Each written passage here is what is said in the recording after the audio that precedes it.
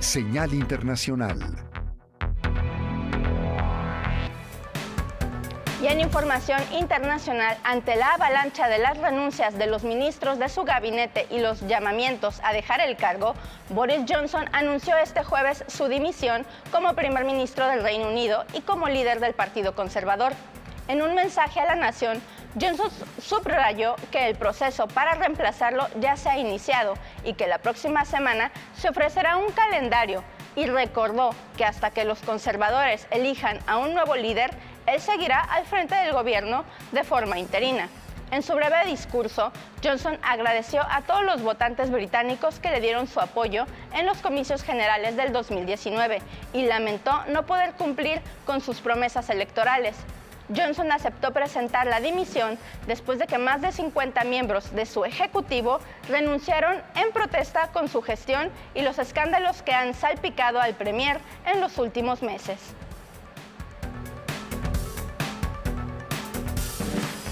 Y alerta a la ONU que el hambre aumentó en el mundo en el 2021 y su objetivo de erradicarla en 2030 corre peligro.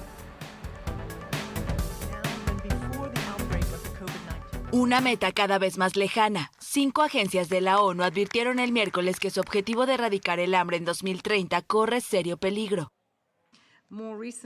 En el último tiempo hemos visto cómo el hambre en el mundo aumenta revirtiendo décadas de nuestro progreso. La primera vez que asistí al lanzamiento de este informe emblemático fue en 2019 y el hambre ya estaba en aumento entonces.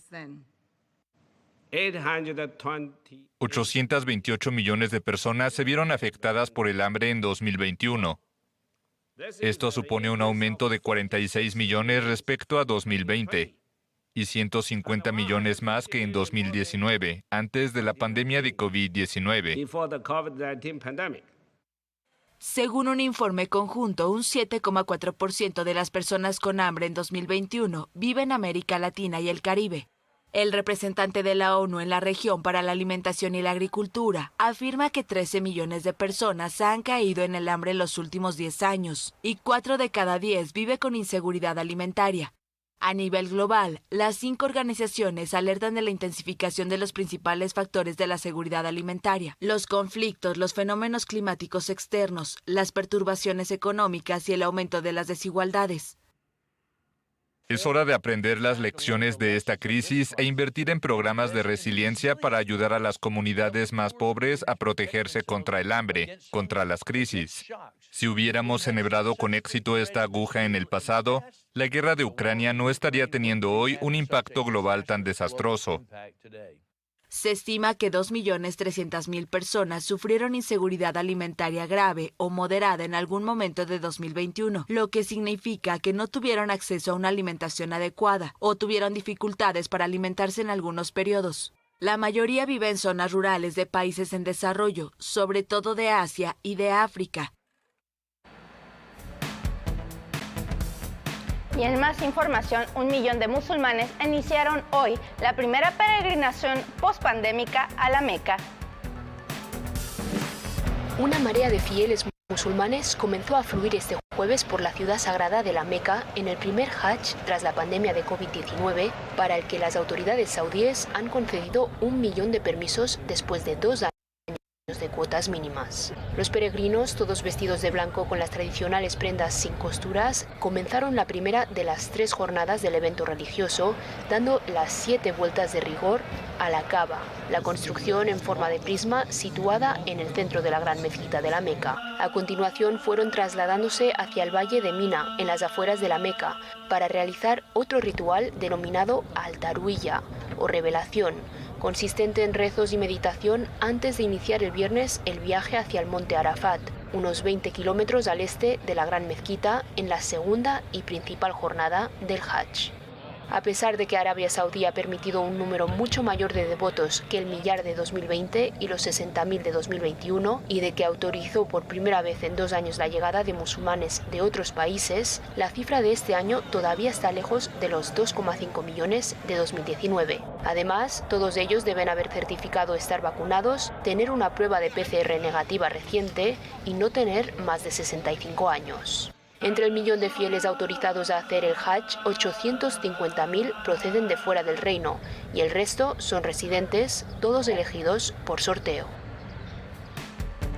Y miren, nos vamos ahora a Estados Unidos porque la policía de Highland Park, Illinois, informó que el autor del tiroteo del 4 de julio consideró cometer un segundo ataque en Madison.